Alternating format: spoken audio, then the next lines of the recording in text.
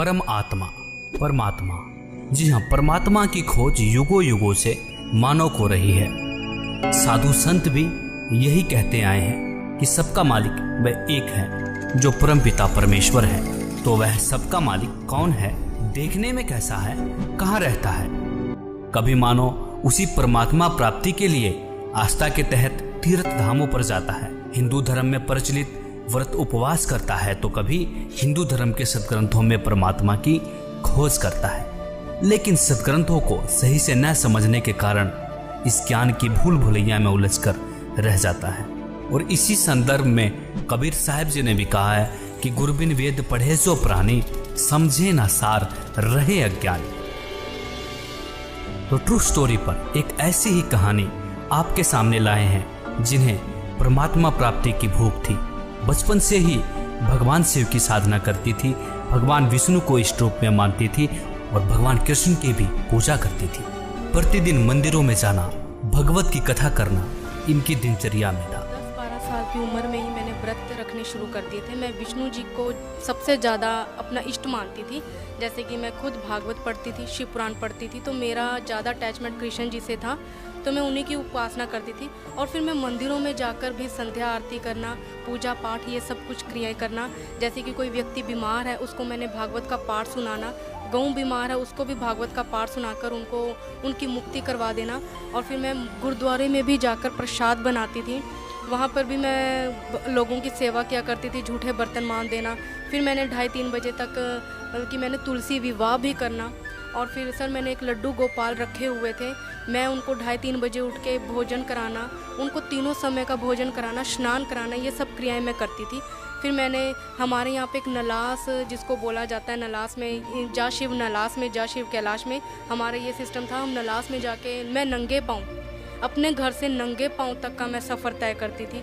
कोई भी मंदिरों, यहाँ तक कि मैंने कोई भी ऐसा संत नहीं है जिसकी मैंने साधना मतलब कि जिनके मैंने सत्संग ना सुने हो सर। जैसे कि मृदुल गोस्वामी जी, यहाँ देवकी नंदन ठाकुर जी महाराज जी झंडा ग्राउंड में आए थे, तो मैंने उनसे भी ये प्रश्न किया था कि मैंने गले में कंठी माला धारण की हुई है, पर फिर भी मैं प्याज लहसुन वगैरह खाती हूँ। तो उन्होंने कहा था पिज्ज़ा खाने वालों तुम्हारा तो पिज्ज़ा भी यहाँ कृष्ण जी स्वीकार करेंगे। तो मेरी कॉमन सेंस यही थी कि श्रीमद् भागवत में लिखा हुआ है कि जिनके गुरु नहीं होते उनके तो देवी देवता भी हाथों से ग्रहण नहीं करते। तो मेरे माइंड में यही रहता था कि मैं अपना एक गुरु भी बनाऊं, इसलिए मैं सत्संग सभी के सुनती थी, आस्था चैनल पर, ईश्वर पर, संस्कार पर मुझे किसी के शब्दों में ये कुछ भी ऐसा नहीं लगा, क्योंकि सभी विष्णु को बड़ा बना देते थे, कोई शिव को बड़ा बना देते थे, यहाँ तक कि दुर्गा की भी मैंने देखा।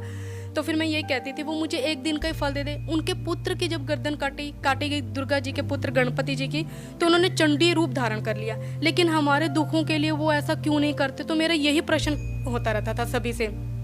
तो वो कहते थे बेटा आपके पाप ज़्यादा हैं जिसकी वजह से आपको ये चीज़ें फेस करनी पड़ती हैं। सर मेरे को कहीं पर भी सेटिस्फेक्शन नहीं हुआ कि किसी का भी ज्ञान अच्छा हो जो मेरे क्यों शब्द को ख़त्म कर दे। सर बहन जी, जैसा कि आपने बताया कि आपने इतनी सारी साधनाएं की, उसके बावजूद भी आपको जो परमात्मा पाने की चाह थी वो समाप्त नहीं हो रही थी। तो बहन जी हम आपसे जानना चाहते हैं कि वो आपकी जो चाह थी वो कैसे समाप्त हुई? और बहुत अच्छा क्वेश्चन किया कि मेरी चाह कैसे ख़त्म हुई। मेरी ये चाह इसी संत रामपाल जी महाराज जी के शरण आने से ही समाप्त हो गई, क्योंकि मैं भागवत उठाती थी तो ये विष्णु जी को ही बड़ा बना देते थे, यानी कि कृष्ण जी को ही बड़ा बना देते थे। मैं शिव पुराण पढ़ती थी तो शिव जी कह देते मैं ही करता हूँ, मैं ही धरता हूँ, मैंने ये किया, मैंने वो किया।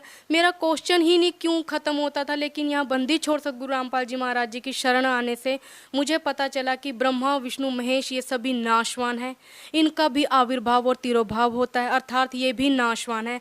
जैसे मैंने श्रीमद् भागवत में पढ़ा हुआ है कि अर्जुन यदि तू मेरे पास रहेगा तो तुझे युद्ध करना पड़ेगा, लेकिन अगर तू पूर्ण परमात्मा के शरण में जाएगा तो तुझे तेरा आविर्भाव और तिरोभाव खत्म हो जाएगा। यानी कि मेरा खुद का क्यों शब्द जो था वो यहीं आके खत्म हो गया कि अर्थात अब मुझे बंदी छोड़ सतगुरु रामपाल जी महाराज जी मिल गए हैं, मेरा क्यों शब्द खत्म हो गया जी।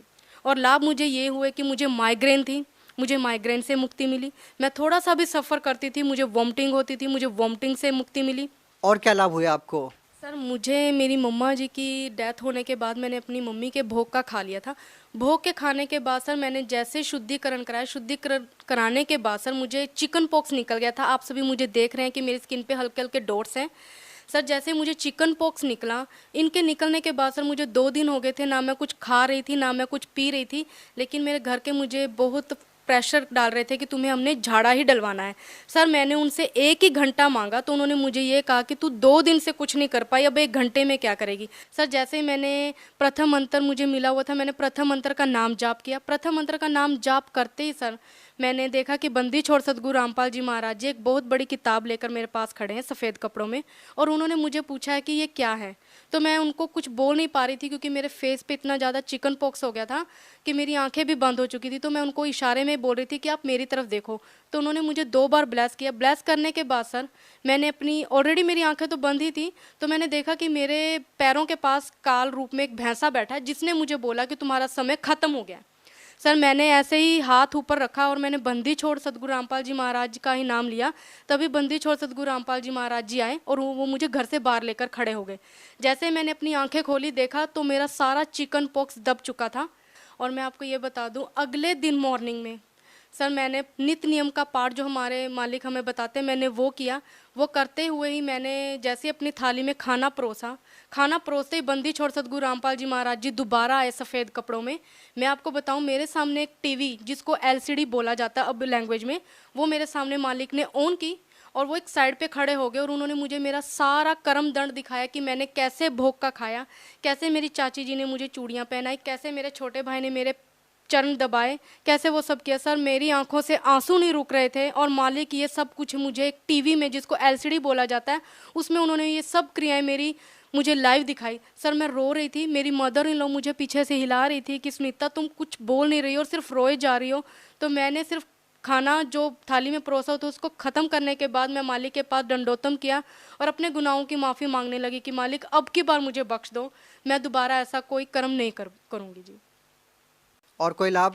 सर लाभ यही था कि मुझे जो चिकन पॉक्स था उसके दौरान मेरे एक राइट टांग पे एक फोड़ा हो गया था और मुझे चिकन पॉक्स तो दब गया था, लेकिन मेरा एक फेस, ये जो आप देख रहे हैं, मेरा एक जले हुए कागज़ की तरफ फेस हो गया था, जिसकी वजह से मैंने अपने चेहरे को पूरा कवर किया हुआ था। मैं एक बस में सफ़र कर रही थी जहाँ पे मेरे लिए बैठना भी नामुमकिन था। वहाँ पे मैंने 6-7 घंटे का सफ़र भी किया और मालिक बंदी छोड़ सदगुरु रामपाल जी महाराज जी ने मुझे बस में आकर आशीर्वाद दिया। और मैं देख रही हूँ जहाँ जहाँ मालिक जा रहे हैं मैंने नज़र वहाँ पीछे तक दौड़ाई, मालिक फिर से शुरू हुए मेरे सामने से और मुझे फिर से आशीर्वाद देते देते पीछे की तरफ गए।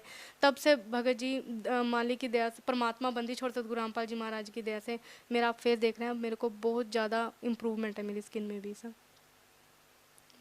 और कोई लाभ संत रामपाल जी महाराज जी से नाम दीक्षा लेने के बाद? सबसे बड़ा लाभ यही है कि मुझे मेरे मोक्ष का रास्ता मिल गया है, जिस क्यों के लिए मैं जगह जगह घूमती थी सर। मैंने बाइबल भी रीड की, शिव पुराण भी पढ़ा, श्रीमद् भागवत का पाठ भी करती थी। मैं सभी लोगों को नर्क में डालती जा रही थी कि ये करने से ये हो जाता है, ये करने से ये हो जाता है, लेकिन मूर्ख बना बना के मैंने भी लोगों को छोड़ दिया, जबकि मुझे खुद को ज्ञान नहीं था कि ये तमोगुण और ये सतोगुण ब्रह्मा विष्णु महेश भी नाशवानी, और मैं सभी को इन्हीं की भक्ति करने के लिए बोल रही थी सर। अब मेरा क्यों शब्द भी खत्म हो गया सर।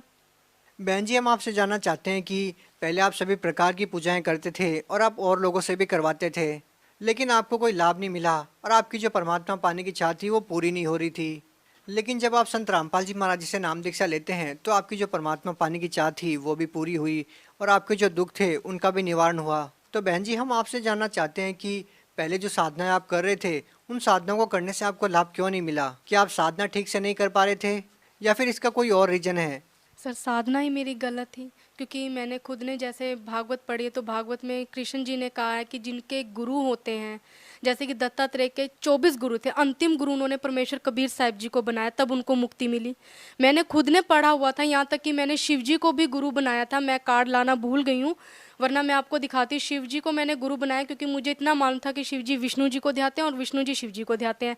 बस यही कॉमन सेंस मैंने यूज़ कर रखी थी, तो इसी की वजह से मैंने शिव जी को अपना गुरु बना लिया। इष्ट मैंने अपने विष्णु जी को ही रखा, लेकिन ज्ञान ही नहीं था क्योंकि इनकी साधना ही सही नहीं थी सर। बहन जी, आप उन साधनाओं को कैसे गलत बता सकते हैं? हिंदुस्तान में लाखों करोड़ों लोग हैं जो उन साधनाओं को करते हैं, वो भी भागवत गीता का पाठ करते हैं, देवी देवताओं की पूजा करते हैं। आप उनको कैसे नकार सकते हैं, उनको कैसे झुटला सकते हैं?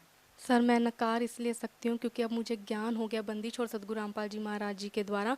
जैसे कि एक बच्चा एक पोयम को पढ़ते पढ़ते पेज पलटता रहता है कि आगे आगे पोयम है, लेकिन पोयम वो एक ही सुनाता है। जैसे कि मैंने एक रट्टा लगा रखा था कि श्रीमद् भागवत में ये है, लेकिन मुझे खुद को ही नहीं पता था कि ब्रह्मा विष्णु महेश के ये जो गुण है, यानी कि ये सतोगुण, ये विष्णु जी हैं। सिर्फ मैं तो ये सोचती थी कि ये विष्णु और ब्रह्मा विष्णु महेश के अंदर कोई गुण है जिसके अकॉर्डिंग ये चलते हैं। मेरा अपना ही नहीं ये खत्म होता था। अब जैसे लोगों ने भी रट्टे लगा रखे हैं कि ये सब क्रियाएं करने से ये सब कुछ मिलता है, जबकि ये सब कुछ प्रूफ हमारे बंदी छोड़ सदगुरु रामपाल जी महाराज जी ने कर दिया है कि ये जो आप लोग पढ़ रहे हो ये सब। बहन जी, संत रामपाल जी महाराज व अन्य संतों में आप क्या भिन्नता पाते हैं? आपने सभी संतों महंतों के सत्संग सुने, आपने संत रामपाल जी महाराज का भी सत्संग सुना है, तो आपको अन्य संतों व संत रामपाल जी महाराज में क्या भिन्नता नजर आई? सर कभी मुझे किसी संत ने ये नहीं बताया कि ब्रह्मा विष्णु महेश नाशवान है। तो सर मैंने अब ये संतों में भी ये देखा है कि वो ब्रह्मा विष्णु महेश को अजरोमर बताते हैं, लेकिन बंदी छोड़ सदगुरु रामपाल जी महाराज जी ने बताया है कि श्रीमद् भागवत में लिखा हुआ है कि तीसरे स्कंद का 123 पेज पर विष्णु जी उनकी स्तुति करते हुए दुर्गा जी की बोलते हैं कि हमें उत्पन्न करने वाली त्रिदेव जननी आप ही हो। तो शिवजी जी भी यही कहते हैं कि अगर आप ही ब्रह्मा विष्णु महेश जी की उत्पत्ति करने वाली हो तो क्या मैं तमोगुणी लीला करने वाला संतान विष्णु शिव जी आपके संतान नहीं हूँ, अर्थात मुझको भी उत्पन्न करने वाली तुम ही हो शिव। इससे सिद्ध होता है सर कि ये नाशवान है, और ये साधु संत जो दूसरे हैं नकली हैं वो हमें इन्हीं की साधना करने को बता रहे हैं, लेकिन बंदी छोड़ सदगुरु रामपाल जी महाराज जी ने ये डिफाइन कर दिया है कि ये नाशवान है, सही ये है और गलत ये है। मतलब कि हमें जमीन आसमान का फर्क बता दिया सर। बहन जी, एक और प्रश्न आपसे पूछना चाहेंगे। संत रामपाल जी महाराज जी के बारे में ये कहा जाता है कि वो देव देवताओं की भक्ति छुड़वाते हैं, आप क्या कहना चाहेंगे? क्या संत रामपाल जी महाराज जी देव देवताओं की भक्ति छुड़वाते हैं? जी हमारे बंदी छोड़ सदगुरु रामपाल जी महाराज जी किसी की साधना नहीं छुड़वाते हैं, देवी देवताओं को नहीं छुड़वाते हैं, बल्कि शास्त्र अनुकूल साधना देकर ही हमें मोक्ष का मार्ग बताते हैं सर। बहन जी, आप भगत समाज को क्या संदेश देना चाहते हैं? सर मैं यही संदेश देना चाहूँगी कि इस धरती पर सिर्फ और सिर्फ बंदी छोड़ सदगुरु रामपाल जी महाराज जी ऐसे हैं जो सही मंत्र देकर और सही ज्ञान उपदेश देकर भक्त समाज का कल्याण करवा रहे हैं सर। जी बहुत बहुत धन्यवाद आपका। जी सर जी।